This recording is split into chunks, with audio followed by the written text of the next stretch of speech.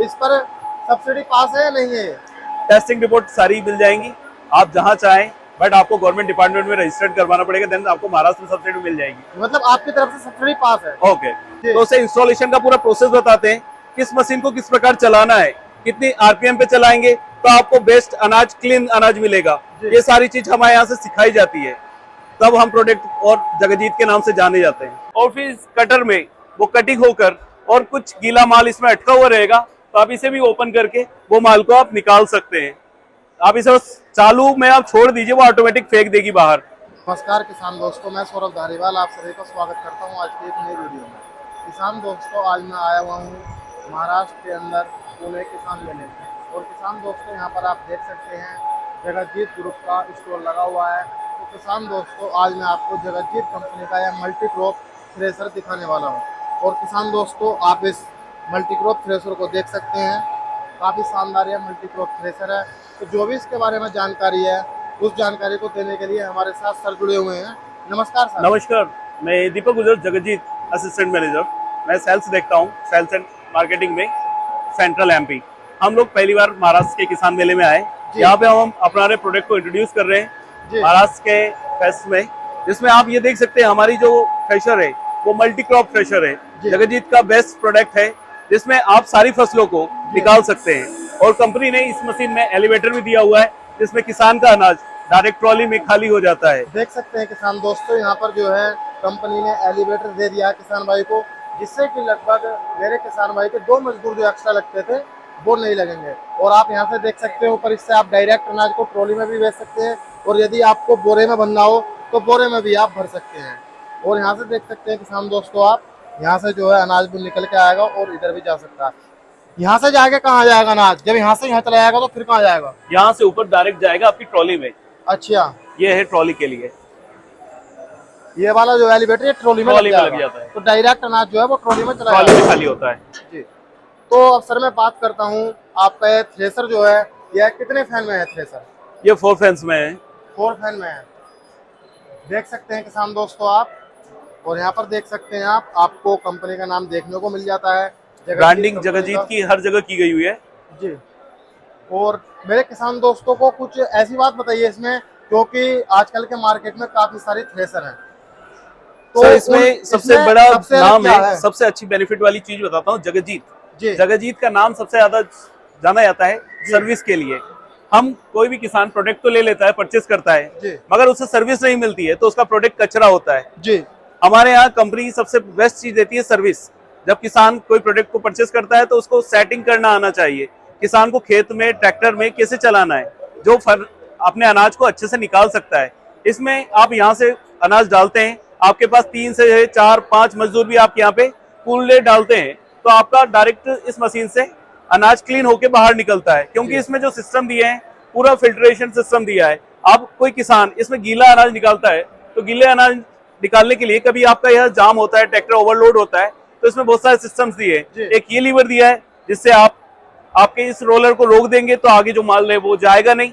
और फिर कटर में वो कटिंग होकर और कुछ गीला माल इसमें अटका हुआ रहेगा, तो आप इसे भी ओपन करके वो माल को आप निकाल सकते हैं।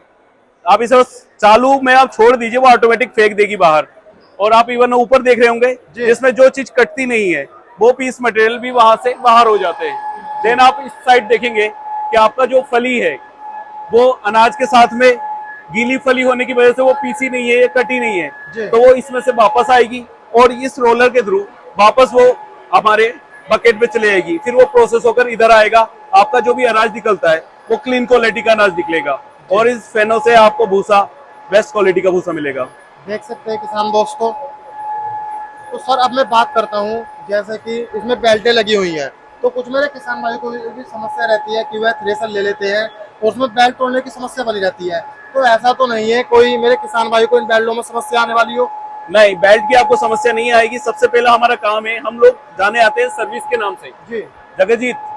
हम लोग सबसे पहले ट्रैक्टर से किसान जब चलाएगा तो उसे इंस्टॉलेशन का पूरा प्रोसेस बताते हैं, किस मशीन को किस प्रकार चलाना है, कितनी आरपीएम पे चलाएंगे तो आपको बेस्ट अनाज, क्लीन अनाज मिलेगा। ये सारी चीज हमारे यहाँ से सिखाई जाती है, तब हम प्रोडक्ट और जगजीत के नाम से जाने जाते हैं जी। तो सर आपकी कंपनी का मेन फोकस जो है वह है किसान भाई का जब प्रोडक्ट लेकर चला जाता है सर्विस का, सर्विस सेटिस्फेक्शन। जी। और यह बात आपकी बिल्कुल सही है, यदि मेरे किसान भाई को सर्विस नहीं मिलेगी तो वह दोबारा कंपनी की तरफ को मौके नहीं देखेगा। कोई भी व्यक्ति या कोई भी फार्मर मार्केट में आता है, मशीनें तो परचेस कर लेता है, दिखने में अच्छी मशीनें भी होती है, मगर उसे सर्विस नहीं मिलती है तो उसकी मशीन कचरा मशीन होती है। मैं एक ही चीज बोलता हूँ, हम लोग बस जाने आते हैं सर्विस के नाम से, जगजीत जी। तो सर अब मैं बात करता हूँ इसमें आगे पुली के बारे में, तो पुली के बारे में मेरे किसान दोस्तों को जानकारी दीजिए। सर पुली में क्या है कि बहुत सारे किसानों के पास में ट्रैक्टर अलग अलग कंपनी के होते हैं, सभी कंपनियों के ट्रैक्टर के रेटेड आरपीएम के बाद में पीटीओ पे आरपीएम है वो अलग अलग निकलते हैं, और उसको मैनेज करने के लिए यहाँ पे दी हुई है पुली, जिसमें आप ट्रैक्टर के आरपीएम के हिसाब से मैच कर सकते हैं, जिससे आपकी स्पीड अलग अलग हो जाएगी, तो आपको डीजल खपत में भी फायदा मिलेगा। इसके बाद में इवन आपके रोलर की भी स्पीड को आप कम ज्यादा कर सकते हैं डिमांड के अनुसार। भाई आप कोई सी अलग फसल निकाल रहे हैं तो उसमें कौन सी स्पीड पे आपका रोलर चलना चाहिए, वो सारी चीज हमारी कंपनी के टेक्नीशियन सिखाता है जी। और किसान दोस्तों आप यहाँ पर देख सकते हैं आगे जो बेल्ट दी गई है उसके आगे कवर लगा दिया गया है, तो जिससे कि मेरे किसान भाई का सेफ्टी का पूरा ध्यान इस कंपनी ने रखा है। और सर अब मैं बात करता हूँ इसमें जो आपने लोहा यूज किया है वो कौन सी क्वालिटी का लोहा यूज किया है? सर लोहे में बात किया है तो हम लोग सब कोल्ड रोल्ड लोहा यूज करते हैं, और जो कि बेस्ट लोहा होता है जिसमें जंग नहीं होती है, और पूरी मशीन पर पाउडर कोटिंग से काम किया जाता है, जिसमें कि मशीन भी हमेशा उसे नई और फ्रेश दिखेगी। आज से वो 4 साल के बाद भी उसे धोकर साफ करेगा तो उसे वो फ्रेश नई मशीन ही लगेगी। और इसमें आप हर जगह देखेंगे तो किसान की फसलों के अनुसार सेटिंग करना, स्पीड के हिसाब से फैन को आगे पीछे करना, हर एक चीज के लिए अलग अलग लीवर्स दिए हुए हैं। वो सारी चीजें जब ट्रैक्टर के साथ में कनेक्ट करके जब फार्मर खेत में चलाता है तो इंस्टॉलेशन में सारी चीज उन्हें सिखाई जाती है जी। तो सर अब मैं बात करता हूँ टायर कौन सी की क्वालिटी के लगाए आपने? सर टायर हम लोग ब्रांडेड यूज करते हैं, हम C8 का टायर देते हैं जी। देख सकते हैं किसान दोस्तों आप। और सर यह किस काम आता है यहाँ पर, यह जो सिस्टम दिया गया है? सर एक्चुअली क्या होता है कि अलग अलग फसल में अलग अलग टाइप की कचरे होते हैं जी। अब उसकी फैन की स्पीड आपको उस फसल के लिए कितनी रखना है, आपने ज्यादा रख ली है तो उसका जो फसल के साथ में दाना भी उठा के वो बाहर फेंक देगा जी। मिट्टी है तो उसको भी निकाल के बाहर फेंकना है, साथ में दाना भी बाहर फेंक देगा। उसको कंट्रोल करने के लिए हमने इसकी चेंज करने के लिए, हाइट चेंज करने के लिए लीवर्स दिए हुए हैं जी। और यहाँ पर आपने जाली लगा दी है, तो इसका क्या कारण रहा? जो भी आपका अनाज है या कुछ है वो उड़ के जाएगा तो वो बाहर ना गिरे। अच्छा। क्योंकि बहुत सारी मशीनें होती है उसमें कचरा बाहर गिर रहा है जी। और उसे आप कैसे क्या कलेक्ट करेंगे, बार बार वो किसान के लिए परेशानी होती है। तो सारी चीज आपको इजी वे में काम हो, नुकसान कम फायदा ज्यादा। तो सर अब मैं बात करता हूँ जैसे कि आपका जगजीत कंपनी का थ्रेसर मेरे किसान भाई देख पा रहे हैं, तो इसे चलाने के लिए कम से कम कितने एचपी के ट्रैक्टर की आवश्यकता होने वाली है? इसे चलाने के लिए मिनिमम 45 एचपी का ट्रैक्टर चाहिए, जिसमें 45 एचपी ही हो। ये ना बात हो कि भाई मैंने 42 एचपी का तो ले लिया, उस पर स्टिकर लगा था 45 एचपी का और ये मेरा ट्रैक्टर चला नहीं पा रहा है। अच्छा, तो आपका कहने का मतलब है कम से कम 45 एचपी का ट्रैक्टर होना ही चाहिए जी। और एवरेज कैसा देगा ट्रैक्टर? ट्रैक्टर का जो माइलेज है वो डिपेंड करता है फसल टू फसल। कभी गीली फसलें रहेंगी तो ट्रैक्टर का माइलेज बढ़ भी जाएगा और कम भी हो जाएगा। तो ऐसा होता है मेरा किसान भाई, जैसे थोड़ी बहुत नरम फसल होती है तो उसे तो यह थ्रेसर आसानी से निकाल सकता है, आसानी से निकाल देगी। और उसका जो है प्रति घंटे आप देखेंगे कि आपकी जो फसल का जो इसमें ट्रॉली में कलेक्ट होगा अनाज, वो भी अन्य थ्रेसरों से आपको ज्यादा ही मिलेगा। अच्छा, और भूसा जो निकालेगा, जैसे गेहूं होती है तो गेहूं का भूसा जो निकालेगा वह किस क्वालिटी का निकालेगा? भूसा आपको बारीक भूसा चाहिए तो बारीक भूसे वाला जिसमें आप जाल फिट करवा सकते हैं। आपको जैसा क्वालिटी का भूसा चाहिए हम वैसा भूसे की सेटिंग करवा के देते हैं जी। तो लगभग सभी प्रकार की फसलों को निकालने में सक्षम है आपका थ्रेसर? सभी प्रकार की फसलें निकालने के लिए सक्षम है। धान भी निकाल देगा इसमें? सॉरी, ये यहाँ पे मैं इंटरप्ट करूंगा जी। हम लोग इसमें गीला धान नहीं निकालते हैं जी। गीला धान के लिए पैडी थ्रेशर हमारा स्पेशल थ्रेशर होता है, क्योंकि धान जो होता है उसके लंबे लंबे रेशे होते हैं, वो वही कभी राउंड होता है और वो कभी कटता नहीं है। इसके लिए पैडी थ्रेशर, जो कि हमारा पैडी थ्रेशर गीला सोयाबीन के लिए भी बेस्ट होता है और पैडी के लिए भी बेस्ट होता है, जिसमें आपका कितना भी नमी हो, बारिश खाए हो फसल भी है, उसे भी हम लोग निकाल देते हैं। मतलब बिल्कुल गीले से गीले धान को भी आपका पैडी थ्रेशर जो है निकाल देता है, क्लियर करके देता है।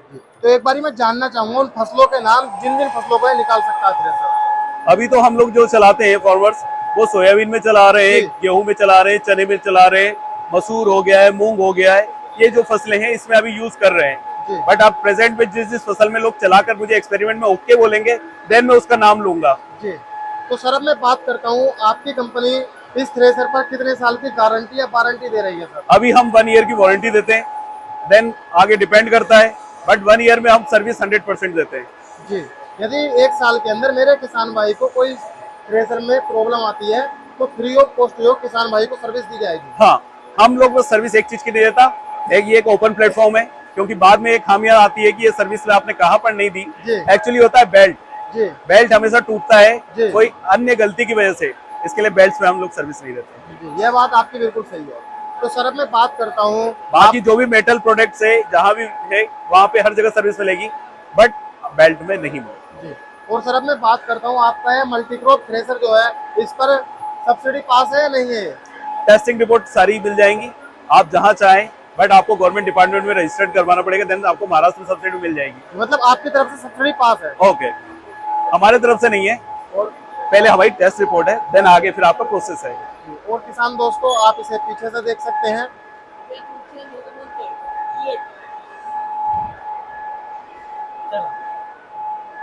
तो सर जैसे कि ये पीछे टोकरी दे दी आपने, मैंने देखा है कि जो मल्टीक्रॉप थ्रेसर होते हैं तो कुछ में साइड में दिया जाता है कि साइड से मुक्का लगा सके, गेहूं हो गई या कोई अन्य फसल होगी साइड से, तो पीछे आपका टोकरी लगाने का क्या कारण रहा सर? सर मेजर ये कि आपने देखा होगा कि सब लोग अपनी फसलें एक ढेर लगाते हैं, और अब जब भी वो ऊपर लगा रहता है बकेट, उसमें किसी ना किसी व्यक्ति को एक हाइट पे जाके खड़े होकर फिर डालना पड़ता है। यहाँ वो नीचे से ही डालेगा अनाज और निकल जाएगा, इसमें जनहानि होने की संभावना नहीं रहती है कि किसी व्यक्ति का एक्सीडेंटली कुछ हो। जी। और प्रोडक्शन कितने रहने वाली है सर इसकी? इसका प्रोडक्शन हम लोग बोलते हैं 1500 केजी से लेकर 2500 केजी तक, डिपेंड करता है कि नमी है या नहीं है। सूखा रहेगा तो वो 2500 तक निकाल देगी, 1500 से लेकर 2500। किसान दोस्तों देख सकते हैं आप, और मैंने आपको लगभग इस मल्टीक्रॉप थ्रेसर के बारे में सभी जानकारी दे दी है, और जो जानकारी दिलाई है मैंने वो इन सर के द्वारा दिलाई है। काफी बढ़िया इन्होंने जानकारी दी है।